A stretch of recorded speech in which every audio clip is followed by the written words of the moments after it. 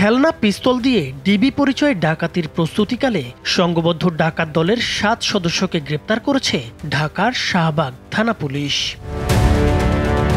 Police জানিয়েছে, গ্রেপ্তারকৃতদের রেকর্ডপত্র পর্যালোচনা করে দেখা গেছে তাদের মধ্যে কারো বিরুদ্ধে ১০টি, কারো বিরুদ্ধে ৪টি, কারো বিরুদ্ধে ৩টি এবং কারো বিরুদ্ধে ২টি করে ডাকাতির মামলা চলমান রয়েছে।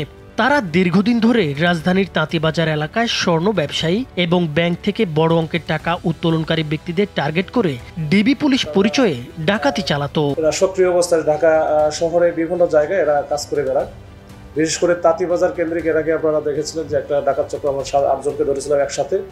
তাঁতীবাজারের যে স্বর্ণ ব্যবসাকে কেন্দ্র করে ঢাকা শহরের বিভিন্ন জায়গা থেকে, ইভেন বাংলাদেশের বিভিন্ন জায়গা থেকে যারা ব্যবসায়ীরা স্বর্ণ কিনতে আসতো তাদের তথ্যগুলো তারা নিত বা এই সোর্সিং তাদের ছিল। আর একটা বড় ছিল যে এই এলাকায় বিশেষ করে মতিঝিল, পল্টন, এই এলাকায় অনেক বড় বড় ব্যাংক আছে। এই ব্যাংকগুলো তো ব্যাংকে যে বড় বড় লেনদেন হতো, এই লেনদেন হলে তারা কিন্তু তাদের সোর্স পেইড সোর্স ছিল। এই পেইড সোর্সের মাধ্যমে তারা কিন্তু জেনে যায়। শাহবাগ থানা সূত্রে জানা গেছে, গোপন সংবাদের ভিত্তিতে পুলিশ জানতে পারে সংঘবদ্ধ একটি ডাকাত চক্র রাজধানীর গুলিস্তানে গোলাপশাহ মাজারের দক্ষিণ পাশে লেগুনা স্ট্যান্ডের সামনে ডাকাতির প্রস্তুতি নিচ্ছে। এমন তথ্যের ভিত্তিতে শাহবাগ থানার একটি চৌকস টিম সেখানে অভিযান চালায়। পুলিশের উপস্থিতি টের পেয়ে ডাকাতরা পালানোর চেষ্টা করলে ৭ জনকে হাতে নাতে আটক করা হয়। তবে এ সময় আরও ৪-৫ জন ডাকাত সদস্য কৌশলে পালিয়ে যায়। গ্রেপ্তারের সময় তাদের কাছ থেকে একটি মাইক্রোবাস, 2টি ডিবি জ্যাকেট, ওয়াকিটকি, ভুয়া পুলিশ আইডি কার্ড, হ্যান্ডকাফ, খেলনা পিস্তল, পকেট রাউটার, মোবাইল ফোন, এক্সপান্ডেবল লাঠি এবং লেজার লাইট উদ্ধার করা হয়।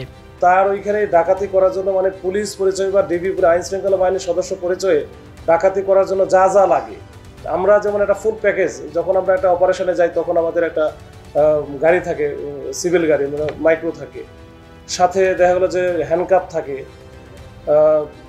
ওয়াকিটকি থাকে, ওয়াকিটকি সেট থাকে, তারপরে পিস্তল থাকে, পুলিশের আমার যে এই যে জ্যাকেট পরা, যেটা যে ডিবির যেমন আমাদের জ্যাকেট আছে, জ্যাকেটগুলো থাকে, তারপরে আইডি কার্ড, এরা সব কিন্তু তাদের কাছে আছে এবং একেবারে প্যাকেজ।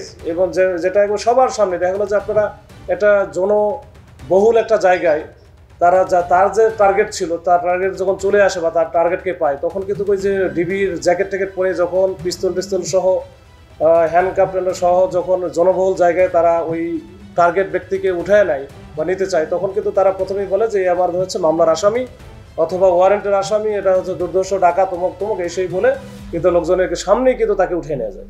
প্রাথমিক জিজ্ঞাসাবাদে তারা জানিয়েছে, তারা সংঘবদ্ধ ডাকাত দলের সক্রিয় সদস্য।